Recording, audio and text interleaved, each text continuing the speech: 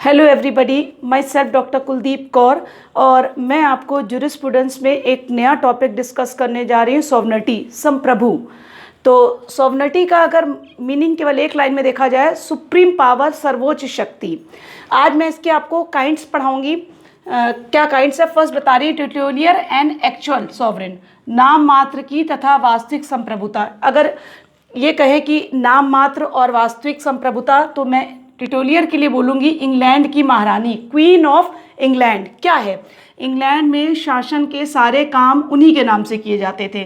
व्यवहार में उसके हाथ में कोई शक्ति नहीं होती थी। ये नाम मात्र की, सारे काम तो हम उन्हीं के नाम से कर रहे हैं, लेकिन प्रैक्टिकली देखा जाए तो उनके पास, उनके हाथ में, उनके हैंड्स में कोई भी पावर नहीं होती थी। अब एक्चुअल सॉवरेन क्या होता है? वास्तविक संप्रभु तो वहाँ की संसद थी। इंग्लैंड में जो एक्चुअल सॉवरेन कहा जाए तो कौन थी? पार्लियामेंट थी। और नाम मात्र के कौन था? Crown of England. क्राउन, जो भी व्यक्ति क्राउन पहनता था उसी के नाम से किया जाता था। तो अब आपको मैं दूसरा सॉवरेन बताने जा रही हूँ, legal and political sovereign. Legal and political sovereign का मतलब क्या है? कानूनी और राजनीतिक संप्रभु। तो पहले लीगल सॉवरेन, कानूनों का निर्माण तथा प्रयोग प्रत्यक्ष रूप से किया जाता है। जितने भी कानून बना सकती है लीगल सॉवरेन, उसको डायरेक्टली यूज़ कर सकती है। संगठित व्यक्तियों या संसद में निहित होती है। इसका मतलब ऑर्गेनाइज्ड पीपल हो सकते हैं, पार्लियामेंट भी हो सकती है, लीगल सॉवरेन वो कहलाएगी। तीसरी चीज़, लीगल सॉवरेन की इच्छा मानने के लिए न्यायालय बाध्य होती है। जो भी लीगल सॉवरेन बोलेगा उसकी विल को मानने के लिए कोर्ट भी बाइंड होगी। तो आपको लीगल सॉवरेन पता चल गया होगा कि लीगल सॉवरेन क्या होता है। अब आपको मैं बता रही हूँ पॉलिटिकल सॉवरेन। तो पॉलिटिकल सॉवरेन क्या है? कानून निर्माण नहीं कर सकती, कानून बनाने वाले निकाय पर अपना प्रभाव डाल सकती है। इसका मतलब वो लॉ मेकिंग का काम नहीं कर पाएगी, लेकिन कानून जो बना रहा है उस पर वो अपना प्रभाव डाल सकती है। राजनीतिक संप्रभुता संगठित या असंगठित दोनों प्रकार के व्यक्तियों में निहित होती है। इसका मतलब ऑर्गेनाइज्ड पीपल भी हो सकते हैं, अनऑर्गेनाइज्ड पीपल भी हो सकते हैं। राज्य की जनता ही राजनीतिक संप्रभु है। इसका मतलब जो पीपल है, किसी भी स्टेट के लोग हैं, वो क्या है? पॉलिटिकल सॉवरेन कहे जाएंगे। पॉलिटिकल सॉवरेन अगर एक लाइन में कहना हो तो क्या करेंगे? राज्य की जनता। डाइसी क्या कहते हैं? That body is politically sovereign the will of which is ultimately obeyed by the citizen of the state। राजनीतिक दृष्टि से वह राज्य सत्ताधारी है जिसकी इच्छा अंत राज्य के नागरिकों में सर्वमान्य होती है।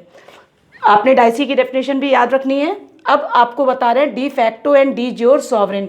डी फैक्टो का मतलब यथार्थ, डी ज्योर का मतलब वैध संप्रभु। अगर आप डी फैक्टो को ऐसे नहीं याद कर पा रहे हैं तो डी फैक्टो को कैसे याद कर सकते हैं? रियल। और डी ज्योर को कैसे याद कर सकते हैं? लीगल। बहुत देखिए लैटिन वर्ड्स हैं, इसको इंग्लिश में याद कर रहे हैं। डी फैक्टो को रियल और डी ज्योर को लीगल। रियल माने यथार्थ और डी ज्योर माने लीगल, लीगल माने वैध। अब यथार्थ और वैध संप्रभु, D facto, de jure, sovereign. तो सबसे पहले कौन सा डिस्कस करने जा रहे हैं? डी फैक्टो, जिसको आप रियल सॉवरेन भी कहेंगे। जब कोई सत्ता राज्य के सत्तारूढ़ वैध संप्रभु को हटाकर क्रांति, विद्रोह या शक्ति द्वारा राजसत्ता पर अपना कब्जा कर लेती है। इसका मतलब डी ज्योर सॉवरेन किसी और का है, लेकिन हम क्या करते हैं? क्रांति के द्वारा, विद्रोह के द्वारा या शक्ति के द्वारा उस पर अपना कब्जा कर लेते हैं। तो ये क्या कहलाती है? डी फैक्टो सॉवरेन कहलाता है। और डी फैक्टो सॉवरेन ही बाद में आगे चलकर डी ज्योर सॉवरेन में चेंज हो जाता है। तो एग्जाम्पल भी आपको बता दें, डी फैक्टो सॉवरेन का अगर एग्जाम्पल करना चाहें, बताना चाहें, एग्जाम्पल क्या है? फ्रांस के संविधान की उपेक्षा कर नेपोलियन ने वहाँ जिस सरकार की स्थापना की, फ्रांस को जो कॉन्स्टिट्यूशन था उसको पूरी तरीके से नेपोलियन ने निग्लेक्ट किया और एक नए गवर्नमेंट की इस्टेब्लिशमेंट की, उसे क्या कहेंगे? डी फैक्टो सॉवरेन कहेंगे। इंग्लैंड की संसद को भंग करके क्रामवेल ने जो सरकार बनाई, तो इंग्लैंड की पार्लियामेंट को ब्रीच करके क्रामवेल ने जो गवर्नमेंट बनाई, वो कौन सी सॉवरेन है? डी फैक्टो सॉवरेन कहलाता है, यानी यथार्थ संप्रभु है। तो डी फैक्टो सॉवरेन ही आगे चलकर डी ज्योर सॉवरेन में बदल जाता है।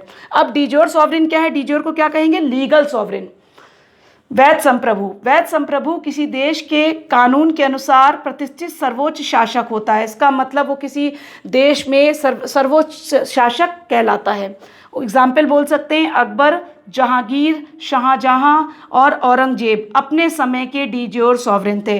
तो आप जो मैंने नाम बताए, अकबर, जहांगीर, शाहजहां और औरंगजेब अपने समय के क्या थे? डी जोर सॉवरेन थे। आज आपको समझ में आया होगा कि डी फैक्टो और डी जोर सॉवरेन में क्या अंतर होता है। इसका मतलब क्या है कि रियल और लीगल सॉवरेन में क्या अंतर है। तो अब आपको इसके आगे हम और सॉवरेन बताने जा रहे हैं कि और आगे कौन कौन से सॉवरेन हैं। पॉपुलर सॉवरेनिटी, पॉपुलर सॉवरेनिटी का मतलब होता है लोकप्रिय संप्रभुता। तो जन संप्रभुता क्या कह सकते हैं? जनता के हाथों में निहित होती है। जो पॉपुलर सॉवरेन है वो किस में वेस्टेड होगी? जनता में। आप एग्जाम्पल बोल सकते हैं कि जैसे कि वहाँ का आधार बेस क्या होगा? पब्लिक होगी। जैसे कि यहाँ पर इंडिया का बोल सकते हैं कि यहाँ पर पॉपुलर सॉवरेन क्या है? जन संप्रभुता, जनता के हाथों में चीज़ें ज़्यादातर हैं। अब गार्नर की डेफिनेशन देखा जाए, the sovereignty of the people can means nothing more than the power of the majority of the electorate in a country where universal suffrage prevails. तो आप गार्नर की डेफिनेशन भी याद कर लेंगे, ये भी यही बता रही है। अब नेशनल सॉवरेनिटी क्या होती है? राष्ट्रीय संप्रभुता क्या होती है? तो जैसा कि मैंने बताया, नेशनल सॉवरेनिटी का मतलब राष्ट्र में निवास करती है। नेशनल सॉवरेनिटी कहाँ निवास करेगी? नेशन में। फ्रांसीसी क्रांतिकारियों ने भी यही कहा कि फ्रांसीसी जितने भी क्रांतिकारी थे उन्होंने किसका प्रतिपादन किया? नेशनल सॉवरेनिटी का प्रतिपादन उन्हीं के द्वारा किया गया।